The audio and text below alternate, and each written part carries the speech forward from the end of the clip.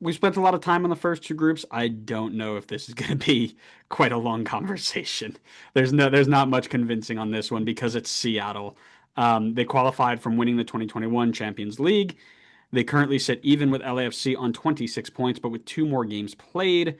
They've been much worse defensively than we expect from them usually.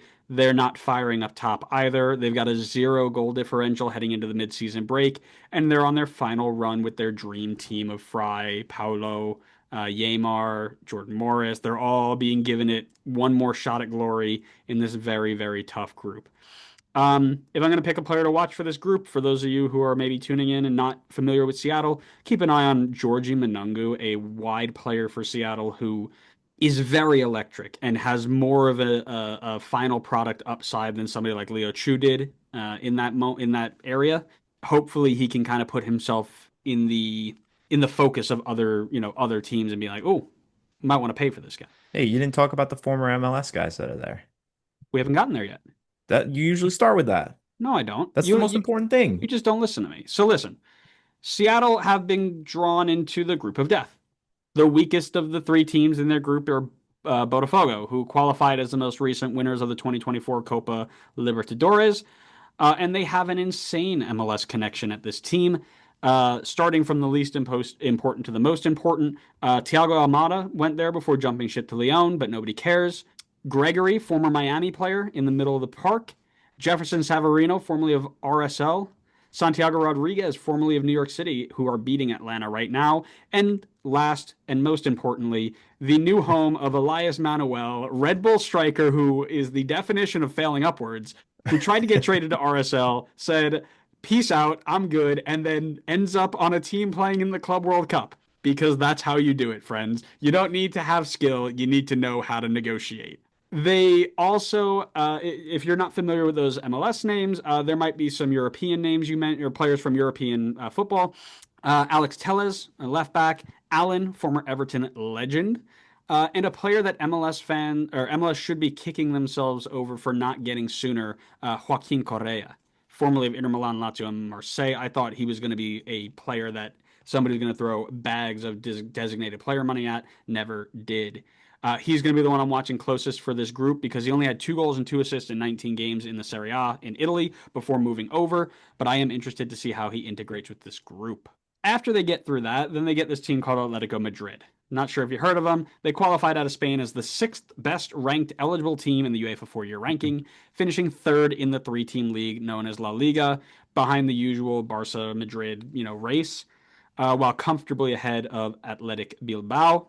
I'm not sure many people need a rundown of the names to know because they are one of the bigger clubs in the competition, but Jan Oblak, Martinez, Longley, Witzel, former Chelsea players in Espilicueta and Conor Gallagher, DePaul, Koke, Angel Correa, nearly MLS star Anton Griezmann, and the player to watch for me, Julian Alvarez, because he is one of the hottest strikers in the world right now after leaving Manchester City. He's got 21 goals in 37 games, and he's going to be a handful in these games for as far as Madrid advances. And then finally, oh yeah, just, you know, the team that won the, what do you call it? Champions The League? Yeah, Champions League. that one. That one. Yeah, remember Just that? And not them. only did they win, they smacked Inter Milan 5-0. I mean, that never happens except for in every Champions League final in 2025, apparently. Oh man. Again, another team that we probably don't need to do too much conversation about because just a few years ago they had Lionel Messi there, which meant that everybody knew everybody on that team. Donnarumma, Marquinhos, Kimpembe, Nunez, Lucas Hernandez, Hakimi, João Neves, Vitinha, who is just absolutely blown up on the scene. I see his name all over the place these days. Carvada, the Georgian guy. Uh, Nice. Yep, that was I got that spot on. This guy Usman Dembele, not sure if you heard of him.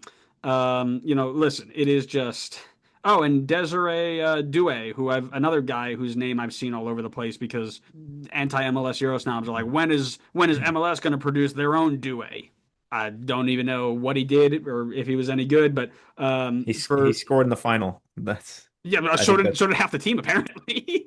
yeah. I So he mean, did. literally Woo! almost. Listen, this is that's scary.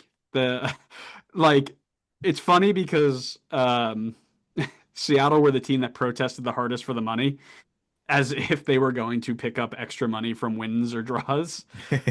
I don't know if they even get one. Your thoughts on their odds in advancing? 0%. Like, I'll just keep it honest. I think it's 0%. I think their best shot at even a point is Botafogo.